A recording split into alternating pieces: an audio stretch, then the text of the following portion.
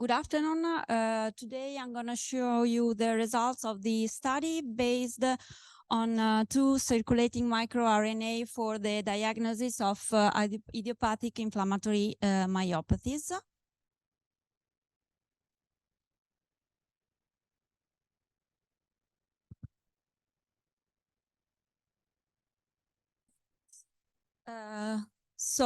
Idiopathic inflammatory myopathies are a group of rare disease characterized by myalgia and proximal muscle weakness. Among the common features, we have high levels of CK, electromyography, signs of muscle distress, and altered muscle at MRI. But the cause is still unknown. It is supposed to be a combination of autoimmunity, genetic and environmental factors. The treatment is based on corticosteroids and immunosuppression. One critical aspect is the wide variety of diagnostic and classification criteria. And nowadays, the classification of idiopathic inflammatory myopathies that includes different subtypes is based on the combination of data from the clinical investigation, laboratory findings, histopathological data, and the response to treatment. The last Euler ACR classification proposed to use a score system, so assign a score to different features, starting from the clinical features, so the age of onset, the presence or not of skin manifestation. It also assigns a score to the laboratory measurements, mainly the CK levels and the presence of antibodies anti-Jo1. And it also considers the muscle biopsy features, so the histopathology of muscle biopsy.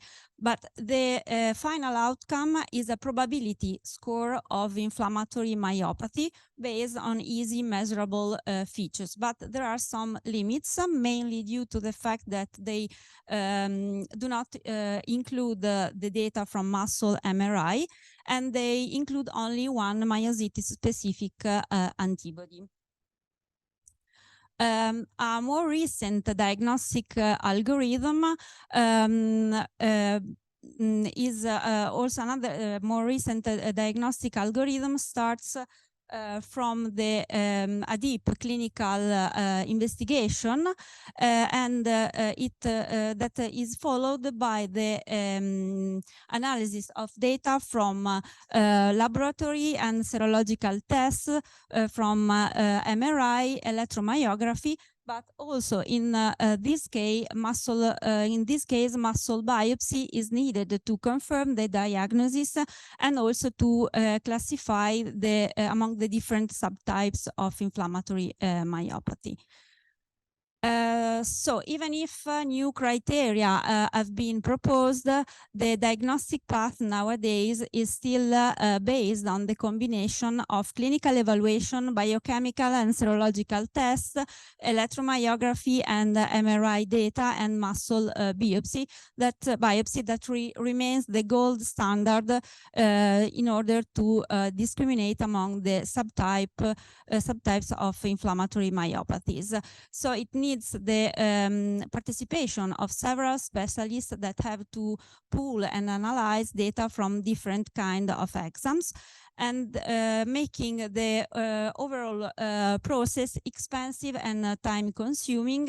It can be made only in specialized centers, and it remains invasive for patients that because it needs muscle biopsy, and overall it is stressful for patients. MicroRNA are small non-coding RNA that regulate gene expression, and c-mirs or circulating RNA are stable extracellular mirs that circulate in the bloodstream, so they are easily detectable. And the myomirs are a group of microRNA whose expression is restricted to muscle, and they are frequently altered in muscle disorders such as DMD or DM1. These circulating microRNA could be potential biomarkers for the diagnosis of diseases, for the evaluation of disease progression, and also for evaluating therapy outcomes. So our question is, can we use these circulating microRNA to for the diagnosis of idiopathic inflammatory myopathies? And in order to answer, we enrolled patients that had the symptoms suggesting an inflammatory myopathy.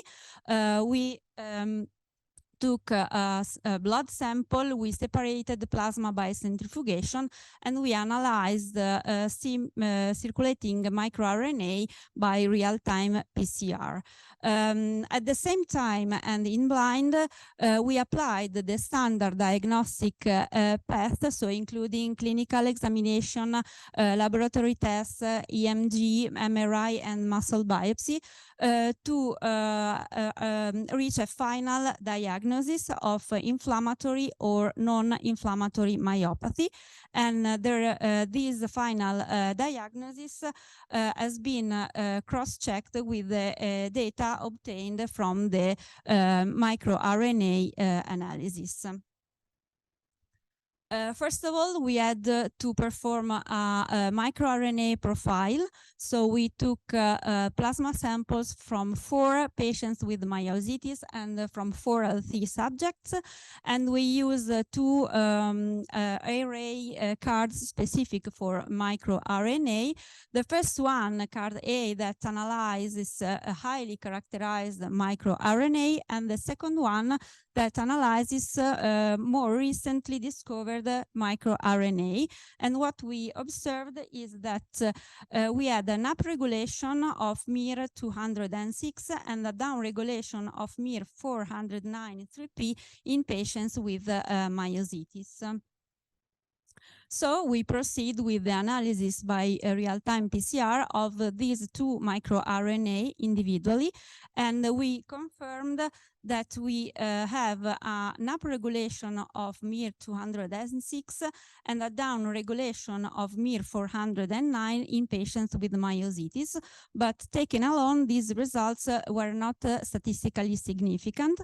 So we decided to proceed calculating a ratio among the levels of MIR206 and MIR409. And what we observe is that the calculated ratio was significantly higher in patients with an inflammatory myopathy in comparison to patients that had other kind of myopathies and in comparison to healthy controls. Then we performed the ROC curve analysis that showed the high sensitivity and specificity of the ratio to discriminate the patient with an inflammatory form from patients with other kind of myopathies, with an area under the curve equal to 1, which is at its maximum value. So we identified a discriminant threshold value, which is 1.94, that has 100% of sensitivity and specificity. Then we use the bootstrap analysis to define the discriminant power of the identified threshold and to define for which values we have to be more careful. Considering our threshold level, which is 1.94, we know that for values of the ratio that are higher than 4.11, we have an inflammatory myopathy. So we are pretty sure about the diagnosis. And on the opposite, for values of the ratio that are under 0.97, we have a non-inflammatory myopathy.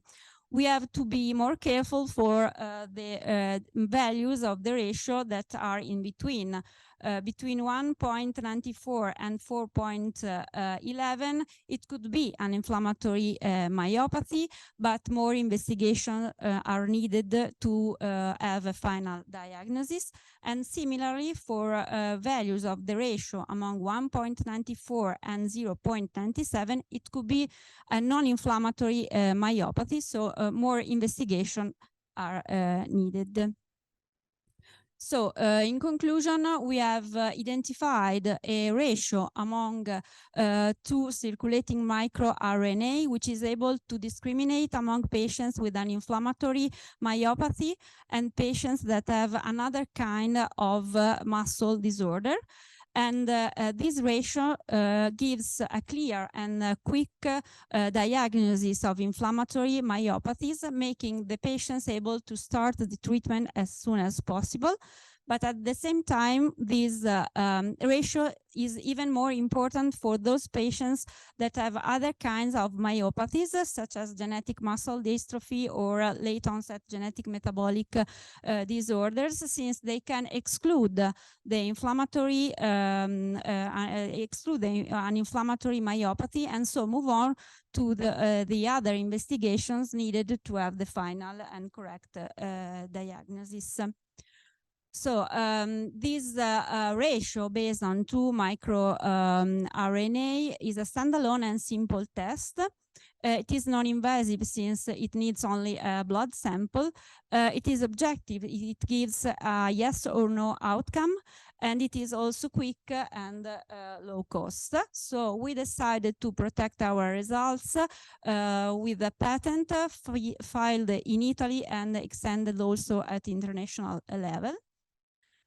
And talking about what's next, in the lab, we are now evaluating the ratio on a wider cohort of patients in order to check the efficacy of this ratio to identify the different subtypes of inflammatory myopathies.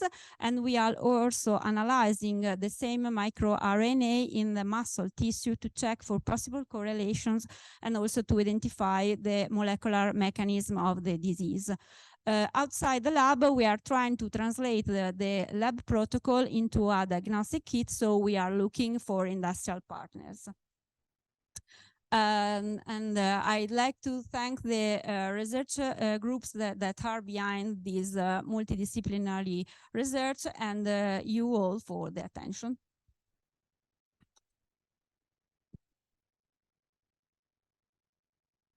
Okay, thank you, Roberta. Questions? Yes.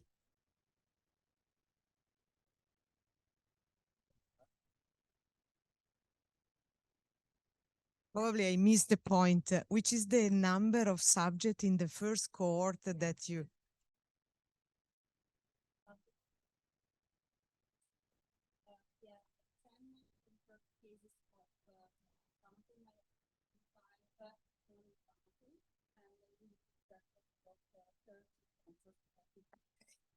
Okay, so it's you need to enlarge. Thank you very much. Other questions? Yes.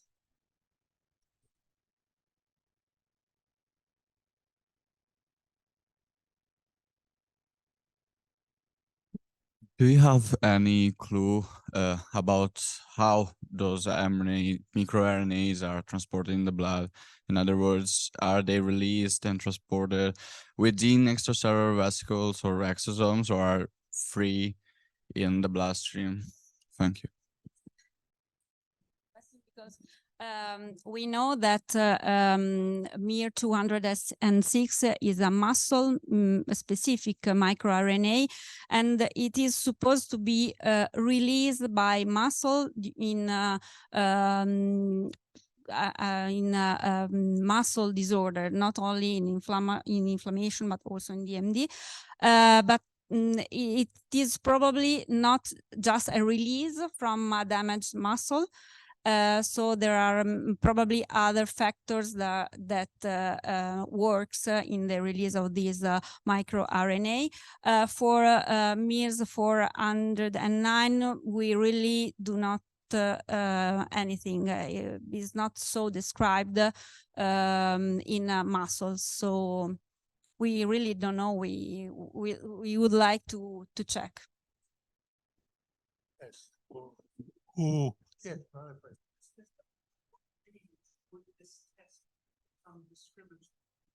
At what age? All our patients were adult, but we did not test on children, so we cannot discriminate.